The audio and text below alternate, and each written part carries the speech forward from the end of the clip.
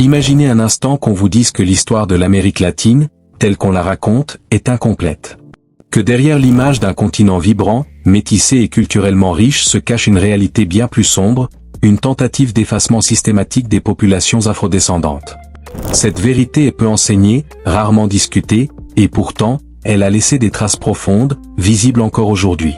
Accrochez-vous, car ce que vous allez découvrir risque de changer votre perception de l'histoire.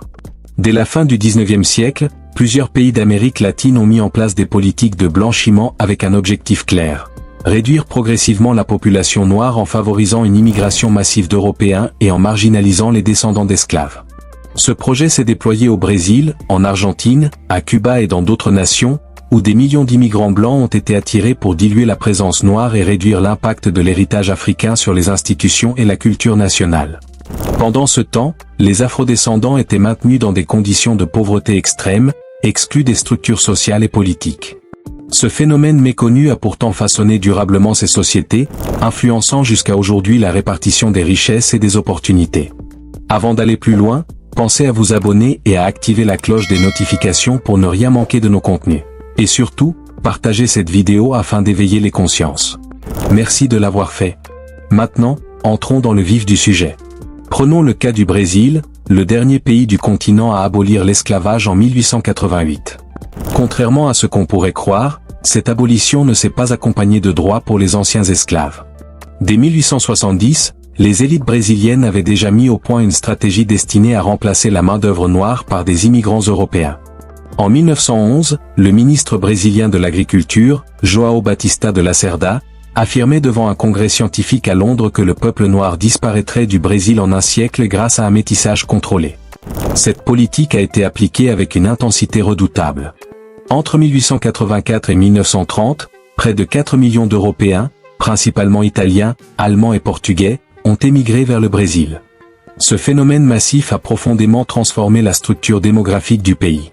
Pendant ce temps, les anciens esclaves étaient laissés à l'abandon, sans terre, sans éducation et sans perspective d'avenir. Beaucoup ont été forcés de s'installer dans les favelas, tandis que les nouveaux arrivants blancs recevaient des terres et des subventions de l'État. Aujourd'hui encore, le Brésil présente une image de métissage harmonieux, tout en minimisant l'apport fondamental des Afro-Brésiliens à son histoire et à sa culture. L'Argentine, souvent perçue comme un pays à majorité blanche, a elle aussi appliqué une politique de blanchiment drastique. Ce que l'on oublie de dire, c'est qu'au début du XIXe siècle, une grande partie de la population de Buenos Aires était noire. Alors, où sont passés les Afro-Argentins? La réponse est glaçante. Premièrement, ils ont été envoyés en première ligne lors des guerres contre le Paraguay et le Brésil au XIXe siècle, causant des pertes humaines massives au sein de la communauté noire. Ensuite, les recensements ont été manipulés afin de reclasser les métis comme blancs et minimiser leur présence statistique. Enfin, comme au Brésil, une immigration européenne massive a été encouragée pour diluer la population noire. Entre 1850 et 1914, plus de 6 millions d'Européens, principalement des Italiens et des Espagnols, se sont installés en Argentine. Aujourd'hui, les Noirs représentent officiellement moins de 0,4% de la population, mais les études génétiques révèlent que de nombreux Argentins portent des traces d'ascendance africaine. Ce constat démontre un véritable effacement de l'histoire et de l'identité noire en Argentine. Ce schéma ne se limite pas au Brésil et à l'Argentine. D'autres nations, comme Cuba, ont également adopté des stratégies similaires pour marginaliser les afrodescendants. Dans la seconde partie de cette vidéo, nous allons explorer le cas de Cuba, où les élites ont tout mis en œuvre pour limiter l'influence des afrodescendants. Nous verrons comment ces politiques ont été justifiées par des théories pseudo-scientifiques, alimentées par des idéologies racistes venues d'Europe. Enfin, nous analyserons comment ces stratégies ont contribué à maintenir une hiérarchie sociale défavorable aux Noirs, dont les effets persistent encore aujourd'hui. Comment peut-on aujourd'hui déconstruire ces récits historiques biaisés et redonner une visibilité aux contributions africaines en Amérique latine?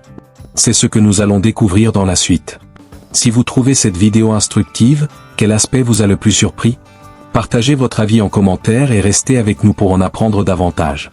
La réalité du blanchiment en Amérique latine ne se limite pas au passé. Ces effets perdurent et façonnent encore aujourd'hui les dynamiques sociales et économiques des pays concernés. Alors, comment ces politiques historiques influencent-elles la situation actuelle des afrodescendants?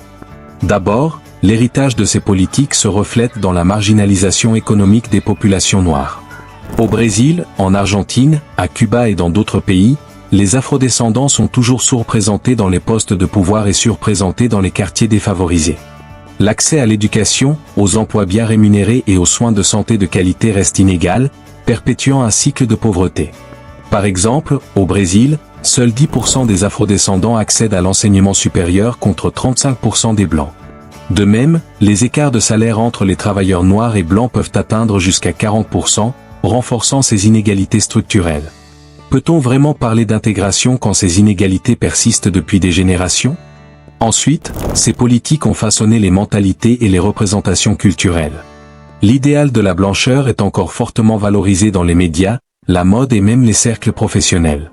Les standards de beauté continuent de favoriser les traits européens, marginalisant ainsi les personnes à la peau foncée. Par exemple, dans l'industrie de la mode, les mannequins à la peau claire sont largement privilégiés, comme en témoignent les couvertures de magazines et les campagnes publicitaires. De même, dans le cinéma et la télévision latino-américain, les rôles principaux sont encore majoritairement attribués à des acteurs au teint clair, tandis que les afrodescendants sont souvent cantonnés à des rôles secondaires ou stéréotypés. Cette forme de racisme insidieux s'immisce jusque dans les institutions, influençant les opportunités offertes aux afrodescendants. Un autre aspect marquant est la brutalité policière et l'injustice sociale qui frappent encore majoritairement les populations afrodescendantes. Au Brésil, les chiffres sont alarmants. Bien que les Noirs représentent plus de la moitié de la population, ils constituent environ 75% des victimes de violences policières. Cette réalité illustre à quel point le projet de marginalisation initié il y a plus d'un siècle continue de faire des ravages. Dès la fin du XIXe siècle, plusieurs gouvernements latino-américains ont mis en place des politiques d'immigration visant à favoriser l'arrivée de populations européennes, dans le but explicite d'éclaircir la population et d'effacer progressivement l'héritage africain. Ces décisions ont eu des répercussions durables, contribuant à l'exclusion systématique des afrodescendants et à la persistance des inégalités. Face à ces constats, que pouvons-nous faire? La première étape est de reconnaître cette histoire et de refuser de la laisser sombrer dans l'oubli. L'éducation joue un rôle clé. Réintégrer ces réalités dans les manuels scolaires, encourager les recherches académiques sur le sujet et donner une place aux voix afrodescendantes dans le débat public sont des mesures essentielles. De plus, il est crucial de promouvoir des politiques d'inclusion et de justice sociale. Cela passe par des actions concrètes, des lois contre la discrimination, des initiatives pour améliorer l'accès à l'éducation et au marché du travail, et un soutien aux communautés afrodescendantes dans leurs revendications légitimes. On nous a souvent présenté l'Amérique latine comme un modèle de diversité et de métissage harmonieux. Comme l'explique l'historien Peter Wade, cette vision masque souvent les discriminations systémiques subies par les populations afrodescendantes et indigènes, qui restent marginalisées dans de nombreux aspects de la société. Mais maintenant que nous avons découvert cette vérité occultée, il est temps d'agir. L'ignorance est l'un des outils les plus puissants du racisme, et en partageant cette vidéo, vous contribuez à briser ce cycle de silence. Rejoignez la discussion en commentaire. Avez-vous déjà été témoin de ces discriminations ou en avez-vous entendu parler dans votre entourage? Partagez vos réflexions et expériences. Alors, dites-moi en commentaire, que pensez-vous de cette réalité méconnue? Aviez-vous conscience de ces politiques de blanchiment et de leurs impacts? Si vous avez aimé cette vidéo et qu'elle vous a permis de mieux comprendre l'histoire et ses conséquences actuelles, n'oubliez pas de laisser un pouce bleu et de partager cette vidéo pour éveiller les consciences. Abonnez-vous à la chaîne et activez la cloche de notification pour ne manquer aucun de nos prochains contenus. Merci d'avoir regardé jusqu'au bout, et à très bientôt pour une nouvelle vidéo plus éclairante encore.